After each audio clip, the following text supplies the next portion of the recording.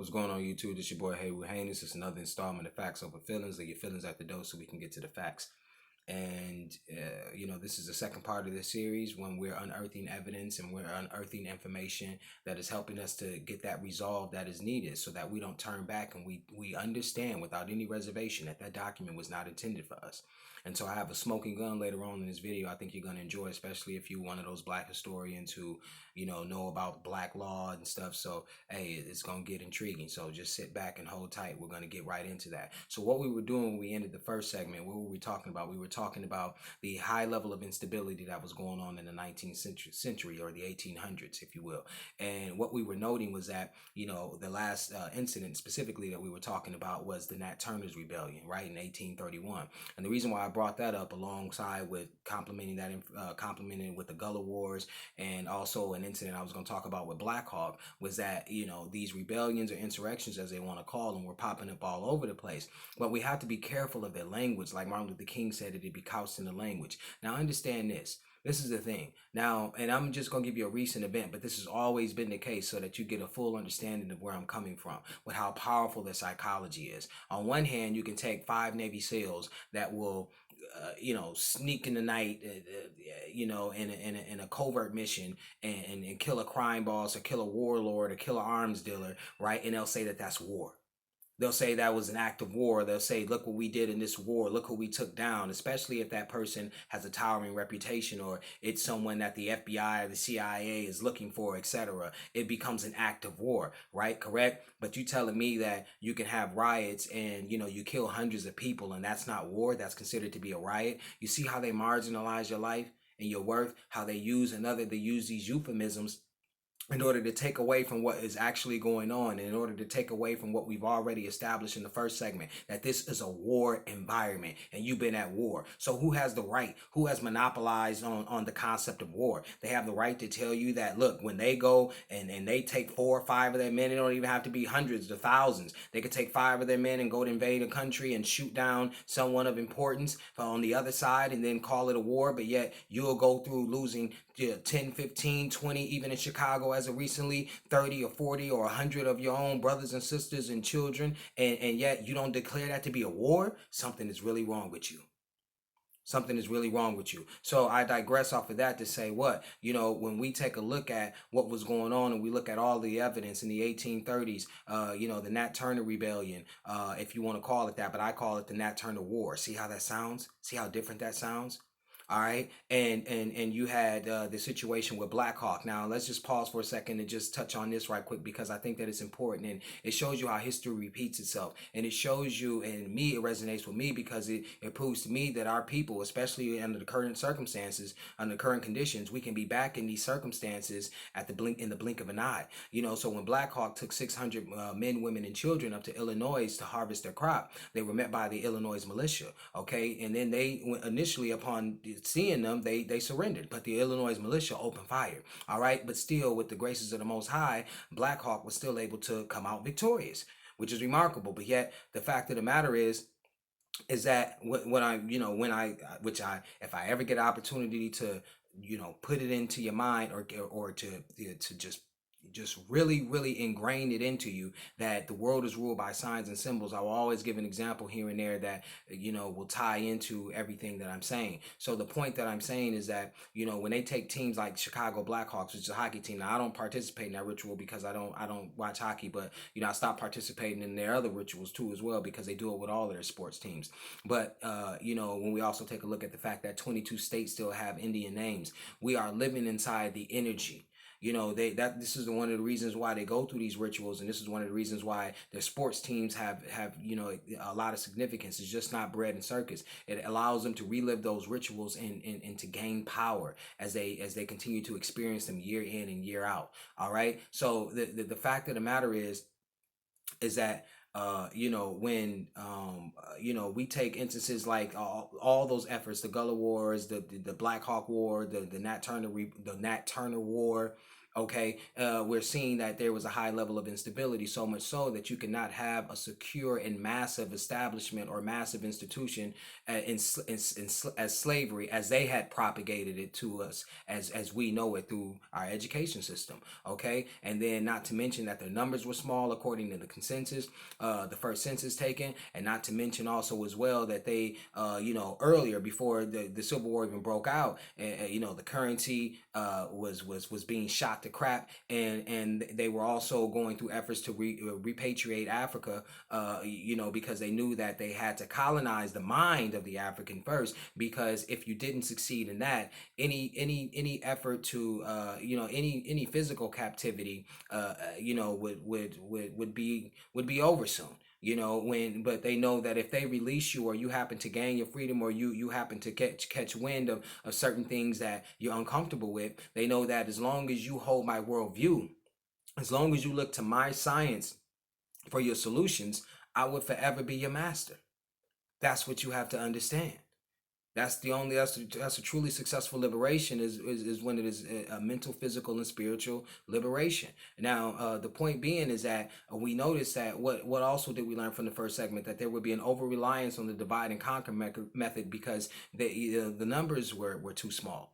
All right, and so when we fast forward and we take a look at some of those examples, we look at what they did after World War II, when they entered in a so-called civil war. Now there was, I don't know how pronounced that war could have been, because until they came, there was just the Korean Peninsula. There was no North or South Korea. So when they come, the United States pressures the UN to do what? To allow them to hold elections in Korea, and then they create South Korea, which is known as the People's Republic of Korea. Now, in retaliation and retaliatory mode, what does the Russians do? What they end up creating the Democratic People's Republic of Korea. Then the North supposedly invades the South. China gets involved, yada yada. So it's a lot of things that take place. But at the end of the day, what are we talking about? The divide and conquer method. Before you know it, Russia pulls out first, United States pulls out second, but the United States continues to keep supporting them militarily, and obviously, in other ways too as well. So the fact of the matter is that long after, generationally speaking, you will have the youth thinking, look, okay, if they end up hating people who look like them, or hating people within their community, or hating people within their region, they wouldn't even realize the history behind why there's so much hostility between those people who look like each other. It's the same thing with us, but we know, but it's so ingrained in us that it's very hard for us to take action, because we don't know who we're in the ring with, right? So that's the point. And then you also have another example with the Cuban Missile Crisis. Now look at the language, the Cuban Missile Crisis. It suggests to us that it was Cuba with these armaments, right? But we know better. We know that those were Russian missiles in Cuba. And then we know that the whole excuse was that Russia and the United States were in a crisis, because that's what they called it, and they were nearing a nuclear fallout, or a nuclear war, and had the whole world on edge. But the reality of it is, you see what happened later on. Now fast forward up into our time, you see President Trump has no problem interacting with Russia's elites, right? And yet you won't see the same attitude with him with Cuba.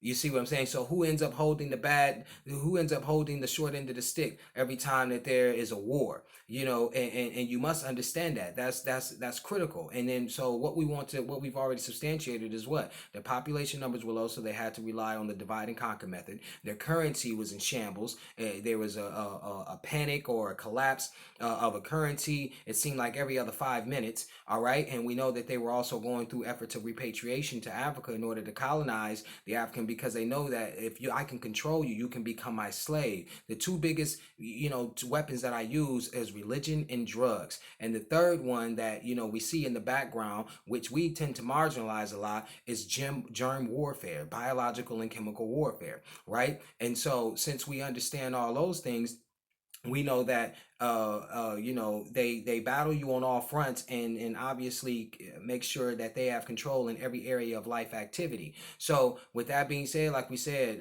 in addition to them using seeds of division, in addition to their population number being small, in addition to them, entertaining repatriation efforts to Africa, in addition to, like we talked about with the invention of the cotton gin with Eli Whitney in 1793, that they wasn't producing as much cotton until after the invention, and that the type of cotton that was desired by the market was not being produced because they had no access to the inland. And so, you, like we said, how big was this institution of slavery? Was it just a war environment? Yes, it was. That's exactly what it was. So we've identified who controlled what territories. We identified the infighting. We identified the fact that this meeting was in secret, and we identified, since their population was so small, it would have been in secret anyways. You see what I'm saying? And so the other point that I'm trying to make to you is that what we also have to understand is that while they were doing this, they understood that they were just repackaging old strategies that like they said, if it works, if it ain't broke, don't fix it. And that's what we get lost in. So what do I mean by that?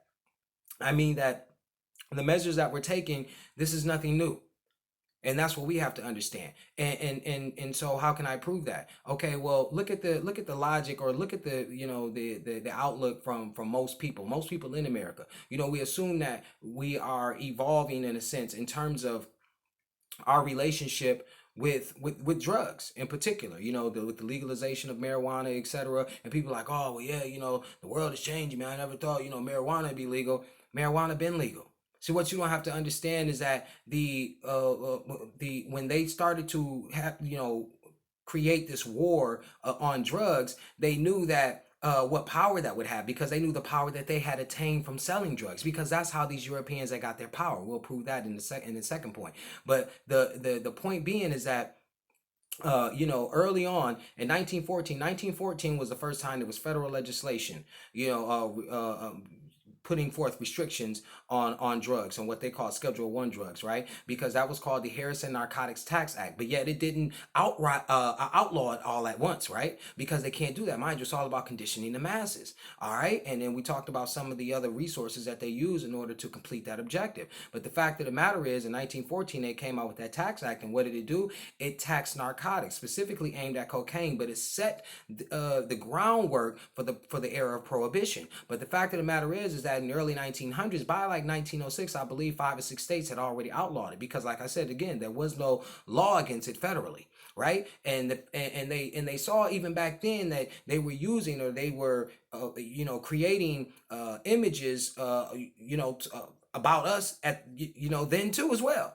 The same images. Oh, when black men, do cocaine, they become, superhuman, and they become sexually aggressive, and they want white women, and etc. And so that also became justification for a riot, I believe, at around that same time too as well. So they were calling you cocaine fiends at that time, not crack fiends, because obviously we know crack was just a repackaged weapon of a weapon that had already been used earlier on in that century. Okay, because it was all legal. Matter of fact, you can pick up your heroin, your morphine, your marijuana, your cocaine, all at the pharmacy. All at the pharmacy. Because all that was legal. Matter of fact, that's the way that the jobs were done. If you worked on the railroad, if you worked in the mills, this is how they pacified you. Matter of fact, cocaine was, preferred over caffeine, obviously, but it was also in some states cheaper than alcohol. That's what you must know. You see, and this ties back what we're talking about. That's why I started it off with the Opium Wars, because I'm tying all of this back in for you to understand this is how they acquired their power. This was one of their largest weapons alongside religion and germ warfare. It was drugs, because they knew that drugs did the best job in terms of creating slaves. Do you hear me? Drugs do the best job of creating slaves. Right now, if cigarettes and alcohol was illegal, come on, man, you have crap. Look what happened when it was illegal the first time. That's why cigarettes are legal. You act like, why would they allow that to be legal? Because they know drugs destabilize people. Drugs create slaves. You know what most of these people will do for a cigarette? You know what most people will do for cocaine, heroin, meth, marijuana? Do you know that? I know you know that. They create the best slaves. Give you another side example. We always talk about something that, this issue when we've seen it in some documentaries and people have written books about it. But the 13th Amendment, what does the 13th Amendment state? I know you know now. Look at all my black historians smiling. The fact that slavery is illegal except when what? You are imprisoned. All right. And since we know that most black males are in prison for nonviolent crimes, i.e., drug offenses, drugs create the best slaves. Okay, it doesn't even matter with your food. The Food and Drug Administration, they approve drugs to put in your foods. Matter of fact, 80% of the antibiotics goes into your cattle, not human beings. Drugs create slaves. That's why it's so hard for people to quit the food. All right? So, and then even if you're suffering from a chronic illness, or you have to have therapy because you have cancer or something like that. The drugs that are given, and we know about the opioid crisis. All right, with the Sackler family, drugs create slaves. Okay, and that's why we started off with the opium wars, because what I wanted to do is I'm letting you know what history is all about. I'm letting you know how they acquired their power. Okay, and so when these people understood how drugs could give you power, they understood by restricting the drugs now, which they had to do gradually, because mind you, it was free. Like we talk about, everyone's United States, some people who are completely liberal like, oh well, people should be able to do whatever they want to do, it's their body. That was always a sentiment. Like we said, when we talked about the Constitution, they wasn't a genius because they wrote down something natural. You think that you got to write it down that you're entitled to happiness? You entitled to protect you and your family? Is that something that you got to write down? Did somebody need to throw a parade because you thought of that?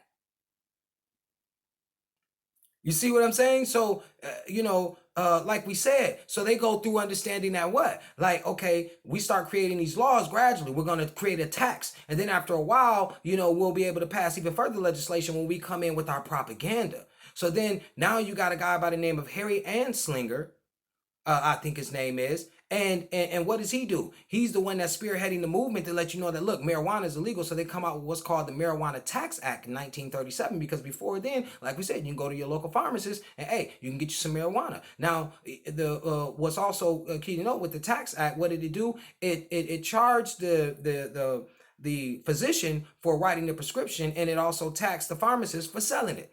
Now, did we step up? Did me and you step up? Like they had encouraged us to do as of recently. No, guess who stepped up? The American Medical Association, the AMA. They stepped up and they said, why? Because this is what we're telling you who the Constitution was drafted for. In the event that you try to stop, or that you try to see the progress of individuals who want or desire to live like kings and queens and are amassing these fortunes, guess what? That's what they created the Constitution for, so that they can go and have a redress of grievances and go and say, like, look, you stopping me from making my money. You stopping my fight. You taxing us now. You putting taxes on marijuana. I object to that. That was the American Medical Association.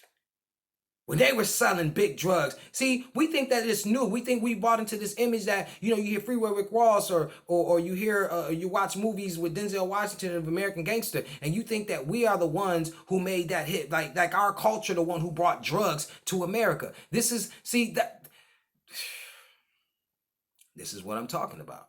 This is why understanding the nature of your enemy. You see, because then if they didn't do that, you would understand that they were the ones responsible. Like we've always said, that they were the ones that were bringing in, but you didn't know for how long.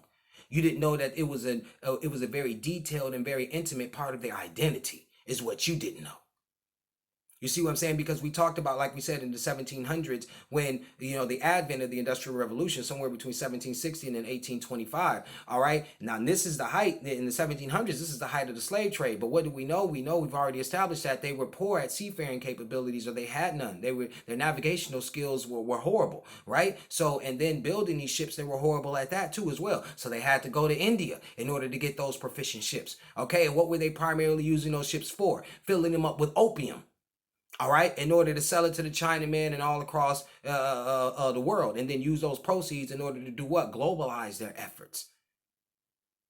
All right, and that's what you need to know. This was built on drugs, because drugs make the best slaves.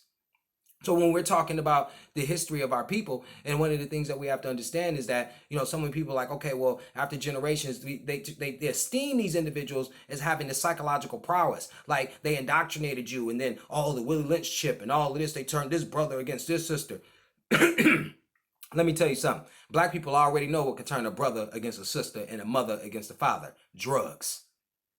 Okay, so all you got to do, you don't got to be no genius. You ain't even got to know how to read. All you got to know is that if you give heroin to a 10, 12, or 7 or 13-year-old, guess what's going to happen? You can easily turn them to a slave.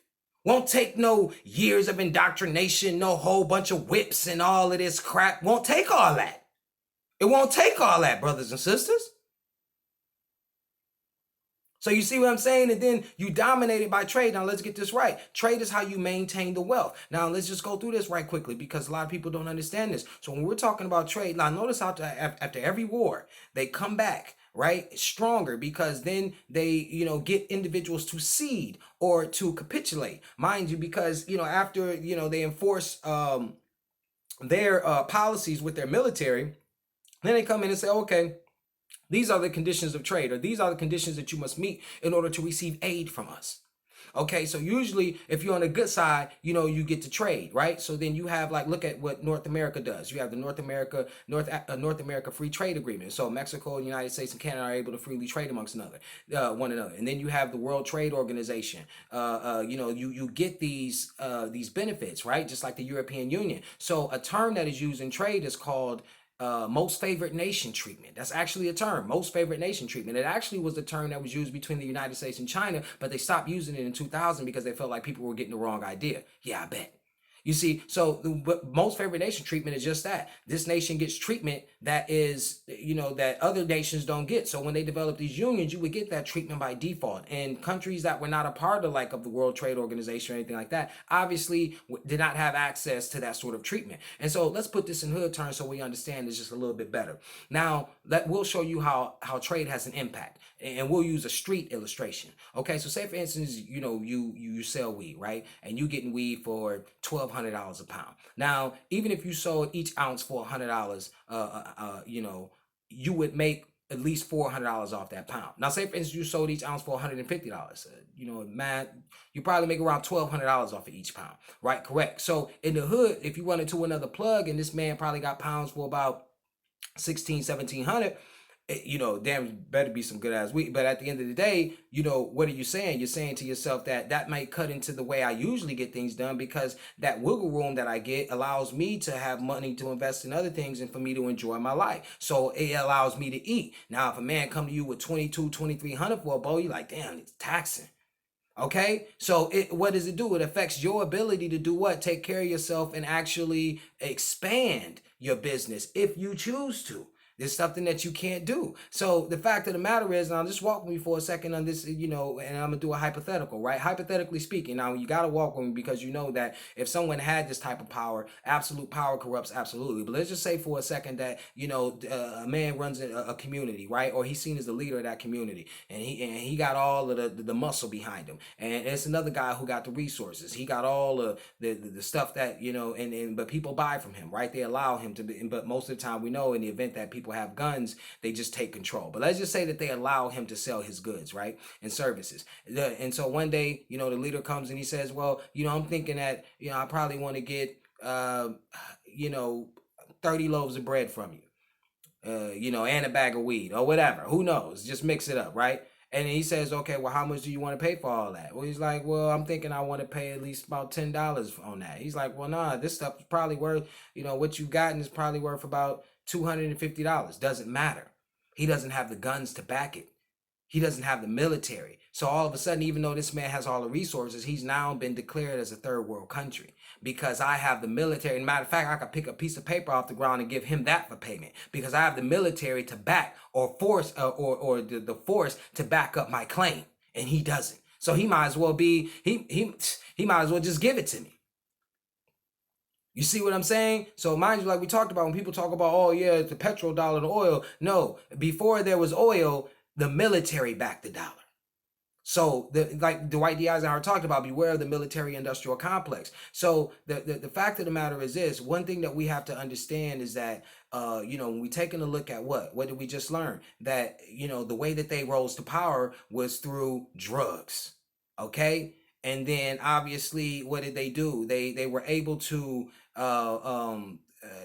they consolidated their efforts by ensuring that every weapon they use simultaneously. So when it came to drugs to destabilize and or compromise the sovereignty of a nation, destroying them economically and socially, they would in turn instigate skirmishes and battles, as well as ensuring that they controlled the image, because like we talked about in 1937, when Harry Anslinger began to propagate that weed was evil and that people of color use it to become sexually charged and rape white women and all of this different stuff, we have to understand that that is part of the scheme. Because what did he do as well? They also came out with a movie and called Reefer Madness, and it was backed by the churches, and so there you go again. So then you not only take measures, physically, you make sure that all the while you're doing this, you're indoctrinating people and conditioning people, and then before you know it, a generation or two you look up, the generation that lives through in the next phase just accepts it as it is. Oh, weed's illegal. That's it. That's all they know as they grow up.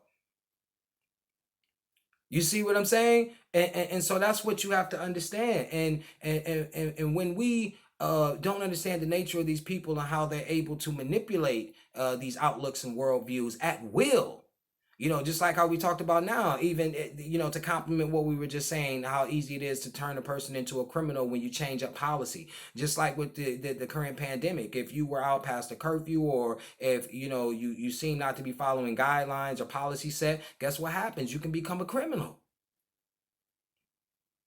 You see what I'm saying? So, that's what's incredible for our understanding, and that's what's so important. We have to be able to internalize that, because it goes a long way into understanding the nature of people, which in turn allows us to prepare better, because we know who we're in the ring with: a killer, someone that has no compassion for us, and someone who doesn't care about the welfare and the well-being of us or our family. That's the determination and the realization that we have to come to and stick with, brothers and sisters. You see what I'm saying? So, we said all that to say what? When they go about making sure that they capture the mind, because who is the biggest, in terms of, and black people complain about it all the time, especially within the conscious community. And we noticed it, like we just mentioned it, when we talked about that movie, The Reefer Madness, and how it was sponsored by Christian organizations, right, or churches. It's the same thing then, when you talked about the civil rights movement, the counter movement to violence and to self-reliance and to protecting our own and our communities, was this idea of nonviolence, right? And that was headed by Martin Luther King. What was Martin Luther King's weapon? Christianity. Okay, so what do you think is any different? You think that you can take a revolutionary and he go to a group of Christians and tell them that they need to stand up for themselves and fight? It's negative. It's not going to happen. So that's one thing that you have to understand. That's why it was so important for them to go to Africa and give them that same mindset, that same worldview, because they had did it to themselves. We know in 597 what happened. Pope Gregory the First, did what? Sent Saint Augustine of Canterbury along with 40 other individuals to go, turn the Anglo-Saxons into Catholics. And in 2 generations, or in 200 years, they were successful. And then, so what did that do? That created the slaves, because that's another powerful drug. Created the slaves necessary that can start the Crusades. You see what I'm saying? So this is the thing that you have to, when you understand how they attain the power, then you can relieve yourself of being captivated by this narrative that you were slaves, and that you were docile, and that for generations this was all you wanted to do. Know how they destabilized you, and how they committed to, and how you remain committed to your destabilization, was the fact that you were on, in some way, shape, fashion, or form, on one of their drugs, whether it was their religion, whether it was actual drugs, or whether it was a host of other insecurities that are created by their ability to create weaknesses in each other, in the native population. Whether it was the other drug would be the way we see ourselves, our image. You see what I'm saying? And we don't do it. And I'm gonna go back and I'm gonna go into that in another video. But that's the point that I'm trying to make, and I'm trying to hit home, was that we should understand that. We should understand that he's adept at the divide and conquer. How he's created his boogeyman as of recently. And so, what was the smoking gun that I wanted to say before I got out of here? Now, these are people who are fans of black law, right? Now, when we talked about, and we were saying that corporations are people, and that even to this day, that's how it is seen. So nothing was different back then. And how do you know that? If you study black law, what happens if you're trying to, claim your name, right? You understand that your straw man is what? Your corporation. That's what you need to know. So you know that your corporation, as we have seen, is power is being taken away from that and given to the corporation or the people who it was intended for. And it's something I was interested in. I was just to kind of put this all together, just to let you know that who you're in the ring with and what mentality now you should have to fight. This is the mentality that you should have when I say that you're in the ring, because now you know who you're in the ring with. Now you know what they desire. Now you know the methods to the madness.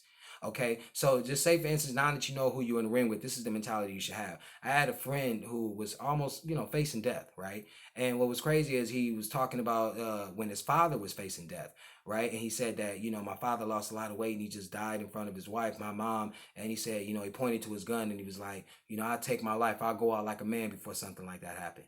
And this is something that I said to him. I said, if you would go out like that for death, to take life away, how far would you go in order to preserve it?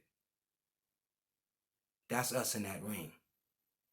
So look, brothers and sisters, stay committed to the objective, which is to dig deeper, to do your due diligence. Remember, if you can't understand what you have read, you cannot read. We have to do our utmost and become super aggressive in terms of asking for that understanding, which will give us that clarity, right? And understanding the nature of the people who declare themselves in opposition to us, so that we know who we are in the ring with. And so get ready for part 3. This your boy Heru Heinous. Let's go.